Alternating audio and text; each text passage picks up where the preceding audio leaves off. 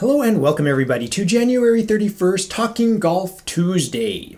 Today we're going to dive right into identifying ping putters, all right? So I have a selection of ping putters here. I have an Anser putter and I have a Ping Zing putter. If you look at the zip codes, I'm going to put the chart up here. I first found this chart on Golf Monthly, I think. I'll take a screenshot and show you. It's all over. It's on Reddit, it's on Golf WRX, it's on my Golf Spy, and just all over the internet, okay? And so so what I'm saying is I can't take credit for any of this information. It's not my information. So I don't know. I'm not sure on the original source.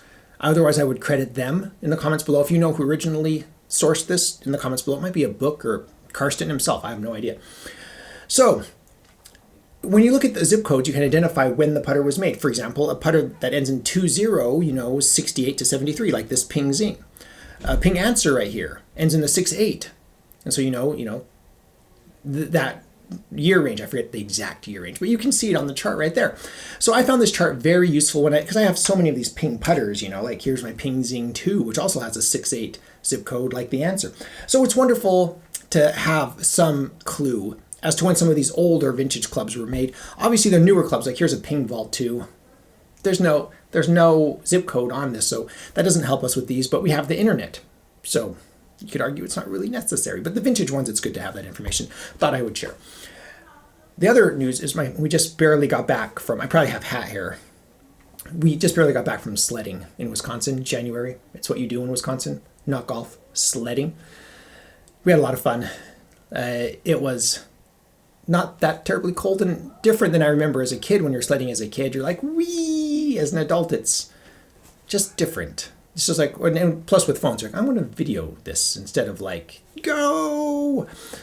So, that said, there are other golf news. New equipment news, Titleist Pro V1, the 2023. Every 2 years, Titleist comes out with a new model of the Pro V1, Pro V1X line. And that came out this year in 2023. So I ordered 3 dozen, and we'll see if that's enough to get me through. My friends are hammering away at the keyboard. That's not even enough to get you through one game, Mr. Waterball. Thanks for that. In other news, I got to hit the TaylorMade Stealth 2. That's right. I know I make fun of it. It's carbon fiber. They sell it as a premium, material when we all know it's kind of cheaper than titanium. However, when I hit it, it's as good as anything out there. I really like it. I really liked hitting it. It sounds good. It went far. For me, 268. It went 268 and it sounded good. They were using the GC. What's the Foresight golf monitor that sticks to the ceiling? They had one of those they had a bunch of them in their fitting bays at PGA Tour Superstore. And it felt really nice and went really far and sounded good. I like making fun of it. I wanted to hate it, but it's so good. It bothers me when the engineers win. The marketing department's over here just let's just make up doodads and doohickeys and we're going to sell, sold to the highest bidder. And the engineers are just we're just going to make the best club possible and just let the marketers do whatever they want. And they did. The engineers, golf clap. Amazing job. That is an amazing club. I have the M2. And in my mind, I kind of feel like, the materials are kind of going downhill. Is it going to be as good? Yeah, it's as good. I don't like the materials, and I'm going to keep making fun of it. But when it comes to hit ball downrange really far and long and straight, they got it with the Stealth. It was just the normal one. So I think there's an HD or I don't know which one. It was just the normal. They said this was the normal head at 9 degrees on a stiff leg shaft, and that's what I was hitting. I actually hit the 10.5, the 10. I think it was a 10.5. I hit that one first, and they said, and normally I hit a 9 degree M2. And they said, my launch is a little high. And so I was like, yeah, maybe I should try the 9. So they put me in the 9. 268, which is, good for me. Anyway, let's see. Make sure we got everything that we were discussing here. We talked about the new Titleist golf balls. We talked about identifying ping putters. We talked about the TaylorMade Stealth 2 again. It's good. It's really good.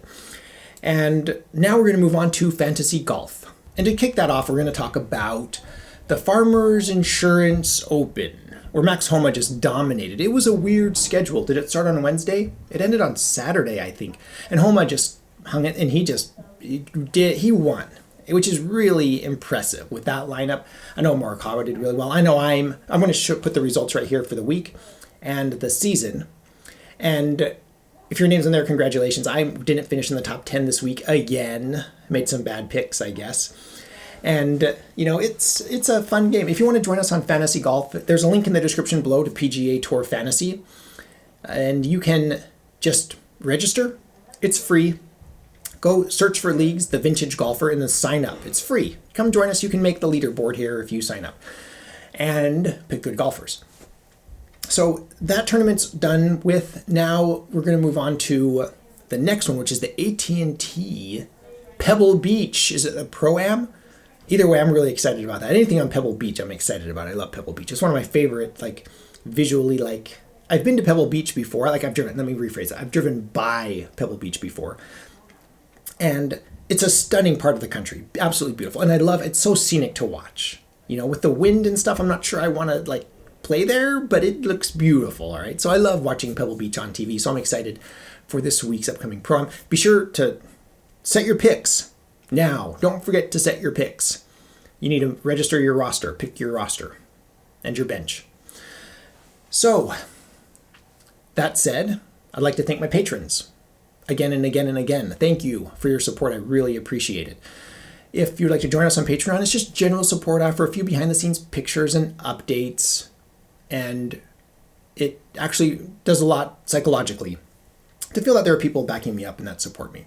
I really appreciate every single one of my patrons.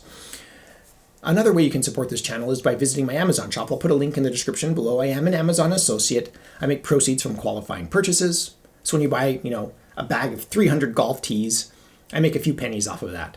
That's how it supports this channel. If you enjoy this content, please subscribe. Thank you for watching. I am The Vintage Golfer.